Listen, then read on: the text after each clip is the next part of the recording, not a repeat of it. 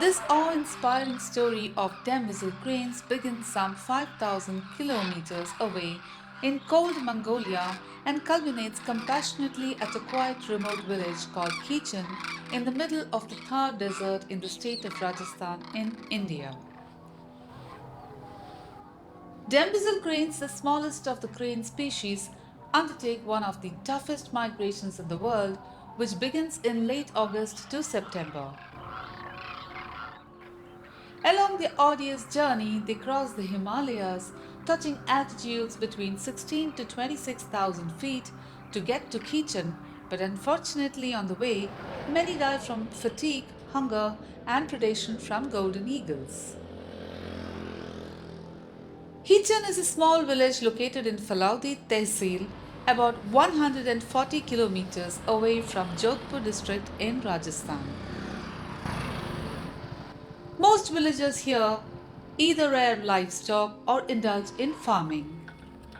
Some of them also run small businesses and travel to Falaudi, which is just 4 kilometers from Kichen, to purchase the things that they need. There are schools in Kichen, but there are no colleges as yet, so children travel to Falaudi to pursue their higher education. Kichen used to be home to many rich business families, mainly comprising of the Hindu Jain community. Most of them have left behind their grand Havelis and the village a long time ago in search of bigger business opportunities in larger cities. Yet, they still continue to contribute towards the annual feeding program for the cranes. There is a Chugga Ghar or a bird feeding home in the village which has a large walled area around it. The bird feeding home also comprises of a granary where the grains to be fed to the cranes are stored. The cranes fly into the rectangular protected area around the Chugga Ghar punctually each morning at about 6:30, where their breakfast session lasts for about 90 minutes.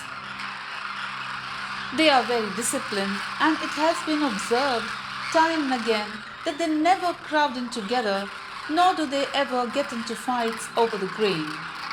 Instead, they come in batches to eat, and when one batch comes in to eat, the rest wait outside patiently for their turn.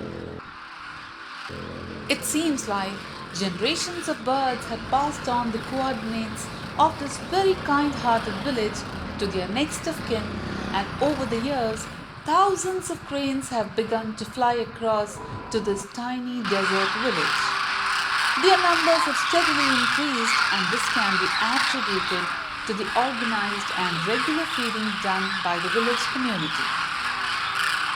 Poonam Chand, a young lad from the village, works at the Chugga Ghar and takes care of the mammoth task of spreading grains for the cranes to feed each day.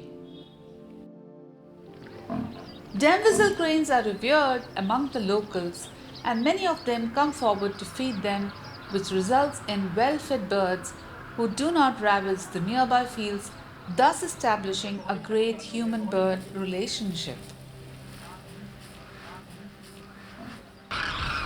मेरा नाम सेवाराम माली है और Rajasthan Mr. Sevaram Mali, a local bird lover who has won several wildlife awards for his contribution towards conservation of wildlife, has dedicated a large part of his life for the betterment of the Dambuzel cranes. He had moved court successfully for getting high tension powered lines shifted out of the vicinity for the safety of the cranes. Even the electric lines around areas like the Chugga Ghar or the ponds where the birds spend a large amount of time have been cabled because of his sincere efforts. Initially, he would carry the injured birds to hospital for treatment on his bike, but 3 years ago, the Power Grid Corporation of India has provided him with an ambulance which helps him to transport injured birds to even Jodhpur for treatment if necessary. I happened to come across this crane who had bands on both his legs. Though I must admit that the poor guy seemed extremely uncomfortable with it. Banding of birds is done by researchers to learn the migratory patterns, lifespan, breeding territory, as well as the feeding areas of migratory birds. But this particular crane also had a white colored tag, which happens to be a solar powered GPS tag. The GPS tag helps in collecting location data, gauges the crane's fine scale movements, and maps its migratory routes. The solar powered GPS GSM tag helps especially in situations where there is no GSM network, as the data is stored in the tag and transmitted when the crane comes into an area with network. These tags can store a very large amount of data that can be used in designing and implementing conservation programs.